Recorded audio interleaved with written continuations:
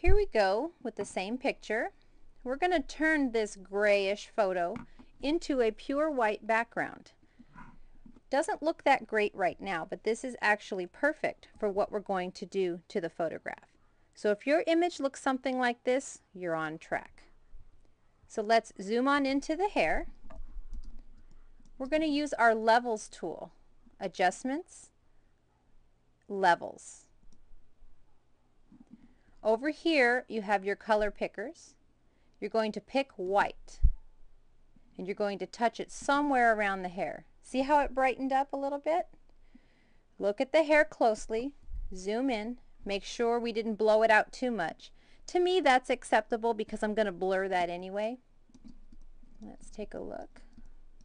Good. Let me show you what happens when you push it too far. Don't worry about all this stuff out in here.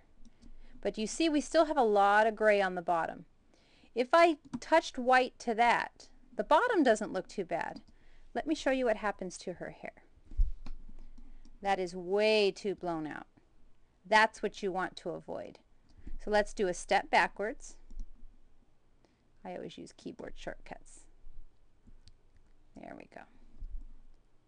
And let's zoom out. Not too bad. Okay, I'm going to accept that. Click OK. Oops. Okay. The next tool in the toolbox that we use to get rid of all this garbage around here is our highlight tool through the dodge tool. Here in your tools palette, dodge tool, make sure it is set to highlights and change your exposure to 13%. Zoom into the image. Here it's important to have a very soft brush. Make sure that your brush is all the way hardness is to the left. Okay, and then just start brushing where all that gray is. See that? No need to do all of it right now. We're just going around the model. The reason you have it at 13% is to keep it from really harming anything else that's next to it. But notice she has white in her dress. If I go too much, look what's going to happen to the white. Step backwards. So we're going to just stay as far away from that as possible, but up to the edge. See how it's erasing all that yuckiness. Okay, just a little bit away from the model. We'll keep going. Pardon her dirty feet. I would clone those out, but for this tutorial we're just going to pay attention to the background. Okay, so you can see I'm staying as close to the edge as possible without blowing anything out. One thing to be careful about around skin. If you go too much, see what happens to the foot? I'm going to step backwards. You want to avoid that. And you'll learn with time what to do, what not to do. And just constantly change your brush size if necessary. Making it smaller or bigger.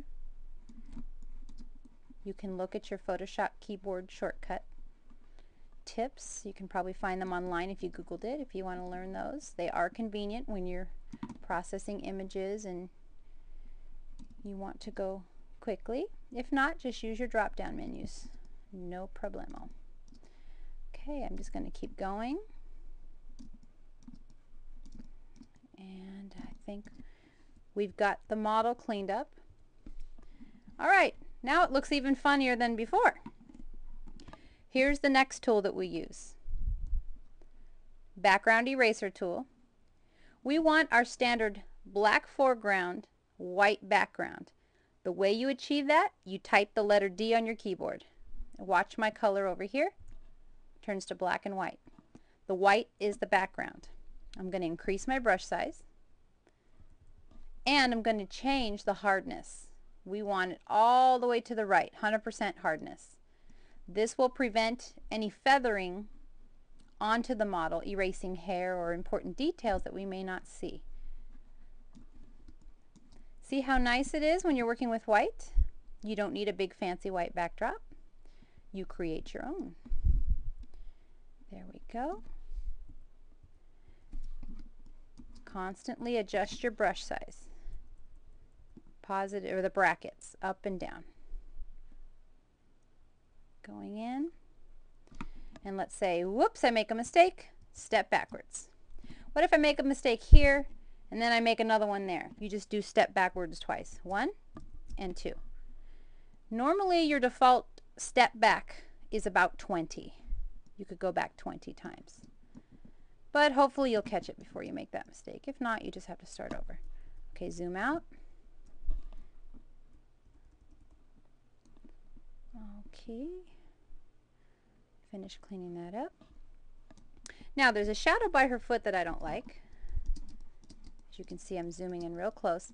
To make that more realistic, obviously reduce my brush in size. Feather it. Make it as soft as possible, meaning going all the way to the left. Increase it a little bit more. And then erase.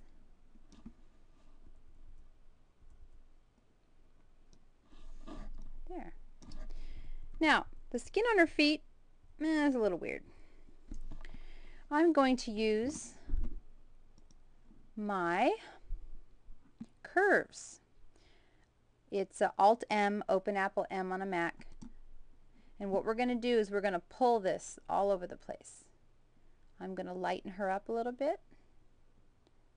There, that looks about good. And zoom on in. Look at her hair up close. Very nice. Very nice. Other than cloning out those ugly spots, I'd say she's ready to be isolated and thrown into any one of my backdrops or alphabet letters, names, anything. So I hope this helped you learn how to create your models and images isolated on white so that you can isolate them, which is a whole different tutorial that I do sell. If you forget how to get a hold of me or to find any of my products, you can always go to adorableshots.com and you can find access to any of them there. I thank you for purchasing my product, and I hope this is the start of a long, long relationship with photography for you.